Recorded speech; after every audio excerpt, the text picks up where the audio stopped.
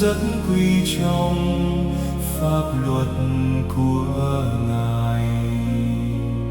Con xưng thực cùng Ngài đây ký phần con là tuân giữ giới dân Ngài đã ban truyền.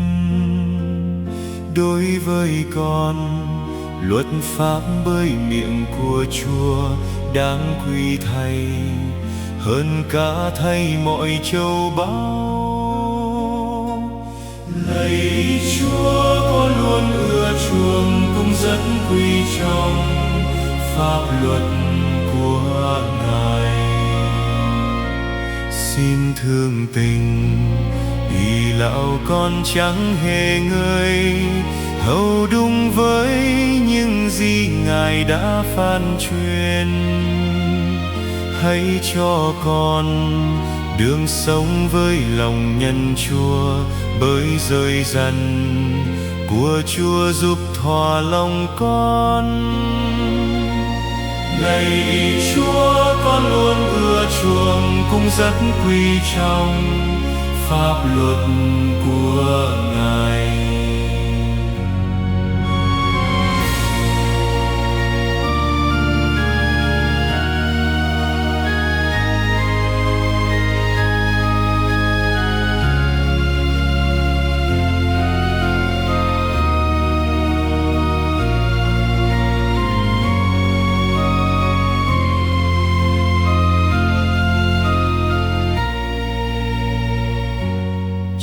Thì Ngài lòng con yêu mến nào ngơi, và chân quý hơn là vàng thỏi tinh ròng. Bởi thế con luôn giữ huấn lệnh của Chúa, nếu sai lầm hết thảy con đều chê ghét.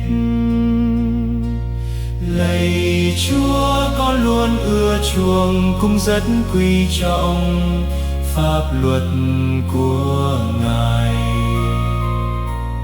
Ôi diệu kỳ mọi lời nghiêm huấn Ngài ban, bởi như thế con đây hằng mãi tin cậy.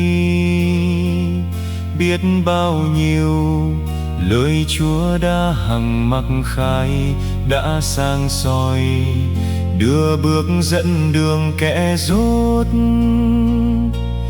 Lạy Chúa, con luôn ưa chuộng cũng rất quý trọng pháp luật của